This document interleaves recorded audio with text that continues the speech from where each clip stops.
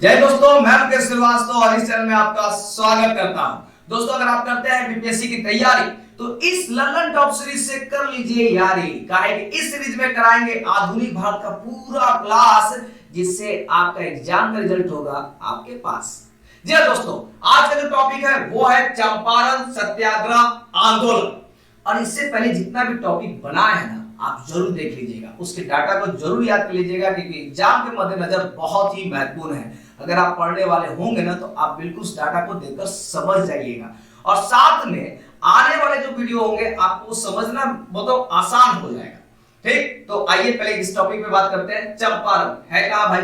बिहार में। काहे फेमस है? तो फेमस होने का कारण यही है कि जब गांधी जी अफ्रीका से 9 जनवरी 1915 को भारत आए थे, तो भारत में पहला सत्याग्रह कहां से किए थे? यही से, किन्ने से? चंपारण से। तो भाई चंपारण में ऐसे कुछ हुआ था कि भाई सत्याग्रह की जरूरत पड़ी थी। तो पहले देखते हैं कारण क्या था। यहां देखिए, जो चंपारण के किसान थे वो अंग्रेज व्यापारियों के साथ एक समझौता किए थे, और एक पद्धति चला था जिसको बोलते तीन कठिया पद्धति। ददनी प्रथा भी कहीं कहीं दिया रहता है।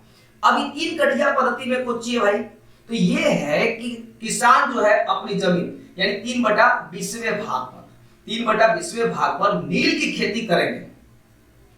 अब करेगा मतलब अनिवार्य है, करना ही है, सोच लीजिए, यानी बाध्य कर दिया गया। तो चलो ठीक है ना, व्यापारी हैं, व्यापार करने के लिए आए हैं, पैसा दे रहे हैं, व्यापार कीजिए। लेकिन किसान काहे नाराज थे? इसके पीछे रीजन कि आखिर किसान क्यों नहीं चाहते थे कि ये नील की खेती करें।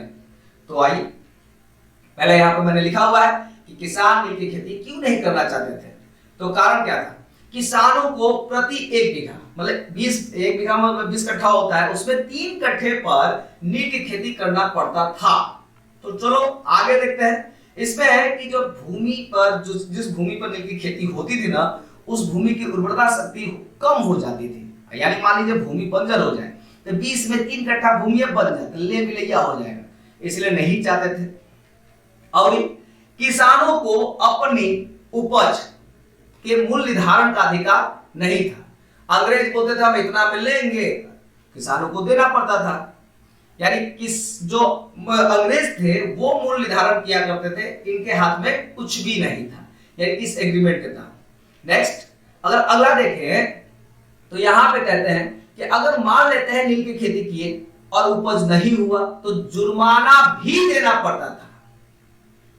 अब बताइए, इतना कष्ट हो रहा था, किसान परेशान हो रहे थे, और ही जर्मनी में आपका कृत्रिम मतलब नील बनाने लगे लोग।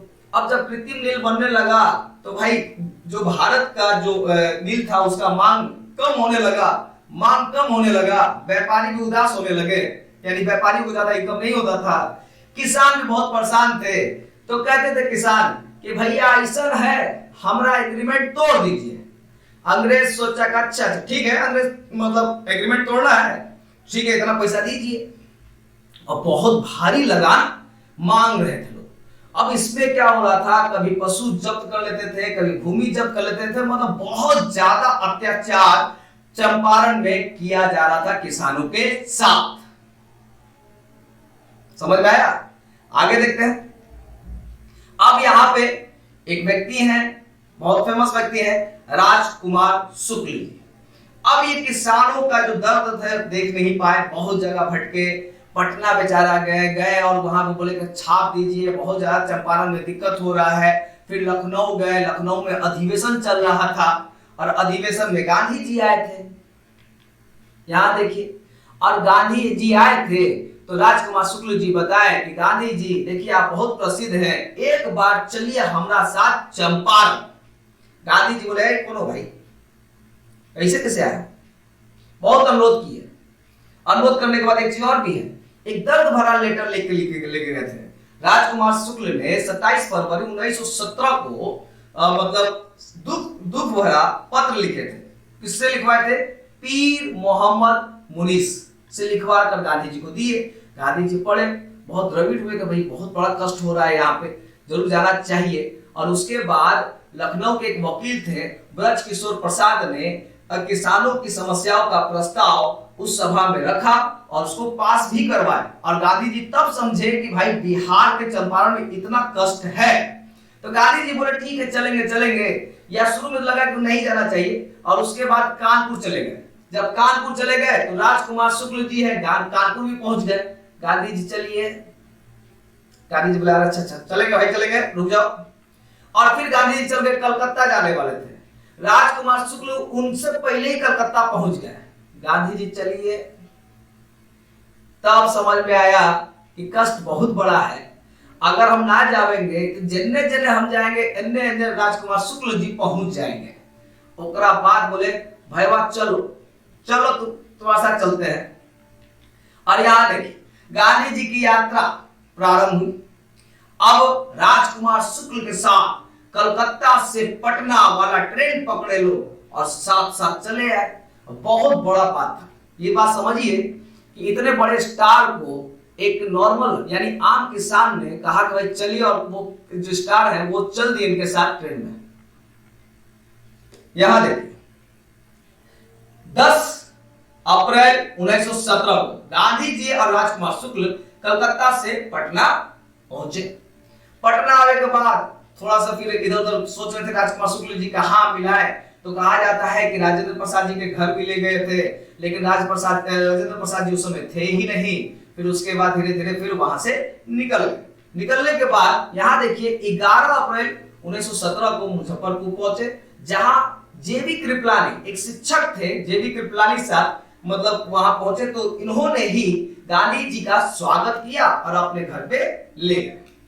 अब राजकुमार शुक्ल जी यहाँ से निकल गए, बोले कि जेबी कृपलानी जी आप थोड़ा गांधी जी को यहाँ रखिए, हम आते हैं, वहां बता दे लोगों को कि भाई आपके दुख का निवारण करने के लिए गांधी जी चंपारण आ रहे हैं। यानी वहां पूरा विधि व्यवस्था करने के लिए राजकुमार शुक्ल जी वहां से चले गए। उसके बाद देखिए आगे यहाँ पर मुजफ्फरपुर में गांधी जी राजेंद्र प्रसाद से भी पहली बार मुलाकात की। अब यहाँ पे कहने की बात है कि भाई राजेंद्र प्रसाद एक वकील थे और गांधी जी क्या थे, बैरिस्टर थे, बैरिस्टर की तैयारी किए थे। तो भाई नेचुरल है कि बैरिस्टर का स्वागत वकील लोग तो बहुत गर्मजोशी से ही करने वाले हैं। ठीक, तो सभी नेता लोग यहाँ पे पहुंचने लगे गांधी जी के स्वागत को लेकर। साथ में अगर हम बात करें कि गांधी जी चंपारण गए, अब यहाँ पे कहा था राजकुमार शुक्ल के साथ चंपारण नहीं गए थे क्योंकि वो पहले ही वहां पहुंच गए थे। गांधी जी रामनवमी प्रसाद के साथ 15 अप्रैल 1917 को चंपारण यानी चंपारण के मोतीहारी में पहुंचे। और वहां जब पहुंचे तो भारी भीड़, इतना भीड़ के कुछ करने को नहीं। कौन आया हो, बोला कौन अफ्रीका वाले जो आए हैं वो आए हुए हैं, और बिहार में इतना मतलब बहुत भारी भीड़ था। अंग्रेज लोग भी बहुत परेशान हो गए, भाई कौन आ गया यार, कितना मतलब इतना भीड़ का है। और फिर गांधी जी उतरे और सबसे समस्याओं के बारे में बात करने लगे कि भाई समस्या क्या है। यहां आगे जब गांव गांव घूमकर किसानों से बात करने लगे तो वहां के जो जिला मजिस्ट्रेट थे, यानी जैसे हॉक नाम है, हैकॉक नाम ऐसे कुछ नाम रख लीजिए भाई, उन्होंने कहा कि धारा 144 लगल है, आप ज्यादा आदमी साथ नहीं जा सकते हैं।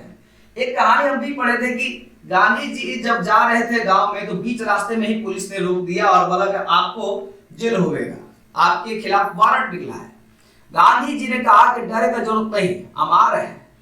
और गांधी जी बोले कि जैसे नहीं होता है कि भाई गुजरात में हमारे पे केस नहीं चलेगा, बिहार में चलेगा और बिहार में गिरफ्तारी देंगे। अब इसके पीछे बहुत बड़ा मकसद था।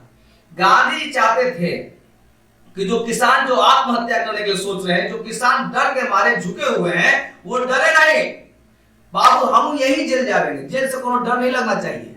और गांधी जी जेल में गए, और जैसे ही जेल में गए तो भाई सब मतलब क्या बोलते हैं, पूरा चारों तरफ से जेल घेर लिया गया, बहुत ज्यादा भीड़ हो गया। और बहुत ज्यादा भीड़ होने के बाद बोला ना भैया इनको निकाल दो यहाँ से, बड़ा दिक्कत हो जाएगा। फिर आगे आते यहाँ देखिए, यानी 19 अप्रैल 1917 को गांधी जी ने चंपारण सत्याग्रह की शुरुआत की। और उसके बाद कहा जाता है कि गांधी जी के जो सहयोगी थे, बृज किशोर प्रसाद, राजेंद्र प्रसाद, महादेव देसाई, नरहरि पारिख, जेबी कृपलानी, ये लोग पूरा गांव गांव घूमते थे और घूम के किसानों का जो बयान था लिया करते थे। और उसके बाद समझ में आ गया कि भैया यहाँ पर बहुत ज्यादा कष्ट है। तो भाई गांधी जी का एक बहुत बड़ा हथियार था जिसे सबको अपनाना चाहिए। बहुत बढ़िया। सत्याग्रह, थुप से बैठ जाइए और ओकरा बाद बोलिए कि ना अब तो कुछ ना, मतलब ना डंडा चलावेंगे ना कुछ बोलेंगे ना कुछ, भाई एकदम चुपचाप बैठ जाएंगे, तो बात सुनेला है। ये बहुत बड़ा हथियार था और वहां सत्याग्रह शुरू कर दिए। अंग्रेज घबरा गए और इसके पीछे भी बहुत बड़ा रीजन है, आप समझिए ऐसे। 1914 से लेकर 18 के बीच में प्रथम विश्व युद्ध चल रहा था, ठीक। और प्रथम विश्व युद्ध में गांधी जी और बाल गंगाधर तिलक अंग्रेजों के साथ, मतलब अंग्रेजों ने इनको लालच दिया था कि भाई हम ये कर देंगे, आजादी दे देंगे, हम लोग बहुत कष्ट में है, विश्व युद्ध में है, तो आप मतलब आप समझिए, भारत के नागरिकों को बताइए कि इस युद्ध में साथ दे। तो तब गांधी जी और बाल गंगाधर तिलक जी घूम घूम कर चारों तरफ अंग्रेजों के साथ मतलब मिलने के लिए बात किए थे। मतलब एक तरह से समझ लीजिए कि उस समय कहा जाता था कि ये गांधी जी सॉर्टेड है, ऐसा कुछ भी बयान भी आने लगा था। यानी यहाँ पे ये लोग, आम आदमी तो नेचुरल समझ रहा था कि गांधी जी को केसरे हिंद की उपाधि अंग्रेजों ने दी है, यानी गांधी जी का बात अंग्रेज मानते हैं। लेकिन यहाँ पे गलत था थोड़ा सा।